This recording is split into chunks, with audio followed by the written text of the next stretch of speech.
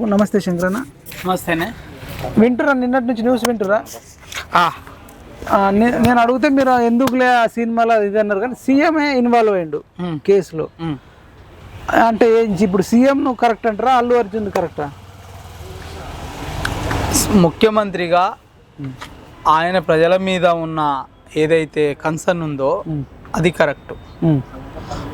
ఈ ప్రొసీజర్ ఏదైతే అల్లు అర్జున్ వెళ్ళిన అదేం షో అంటారు, ప్రీమియర్ షో ఏదైతే ఉందో ఆ షోకు మరి ఏ పద్ధతి ప్రకారం వెళ్ళిండు, ఏ పర్మిషన్లు తీసుకుండ్రు అనేది అది పోలీసు వాళ్ళు సమీక్షిస్తే తెలుస్తుంది.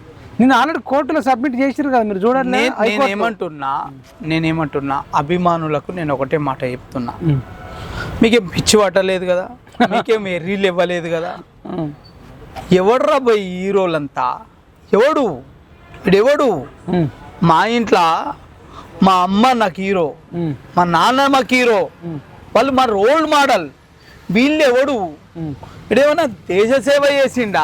బార్డర్ మీద గన్ను పట్టుకొని కొట్లాడిండా, లేకపోతే బార్డర్ లోపల, లేకపోతే స్వాతంత్ర ఉద్యమంలో కొట్లాడిండా, లేకపోతే తెలంగాణ ఉద్యమంలో ఏదన్నా జాతి వివక్ష కోసం కొట్లాడిండా?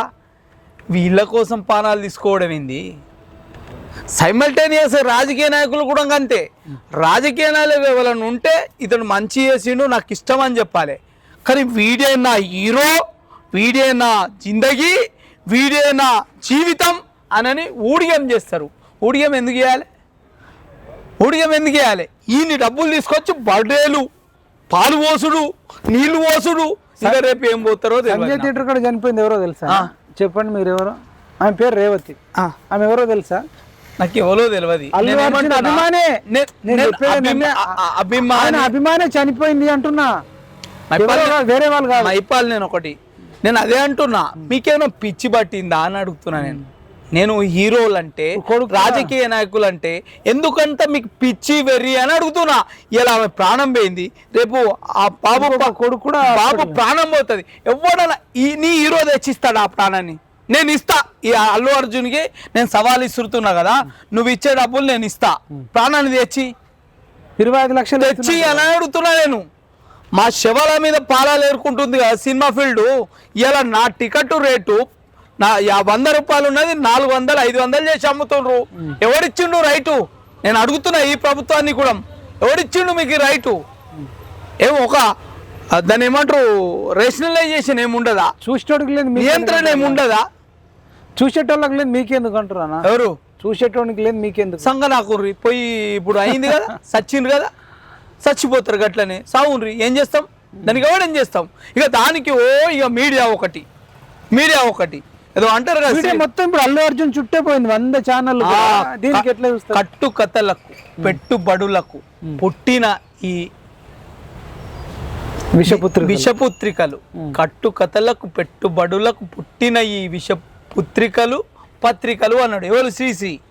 కట్టుకథలు, పెట్టుబడులు. మొన్నటి నుంచి చూస్తా నేను. సమాజంలో ఇక వార్తలేం లేవా? సమాజంలో వార్తలేమీ లేవా అని అడుగుతున్నా నేను. ఇలా మంచు మనోజు, మోహన్ బాబు ఇంట్లో కొట్లాడుకుంటే న్యూస్ అవుతుంది.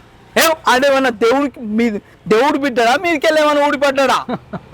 మీరికెళ్ళేమో ఊడిపడ్డా? ఇంకా వార్తలేం కనిపించట్లే? అల్లు అర్జునే కనిపిస్తుండా? వార్తలేం కనిపించట్లే? అక్కడ గురుకులాల పిల్లలు సరి అయిన ఆహారం లేక ఫుడ్ పాయిజన్ అయి మంచాలెక్కిను, బెడ్లెక్కిను, ఫుడ్ పాయిజన్ అయి చచ్చిపోతున్నారు పిల్లగాళ్ళు.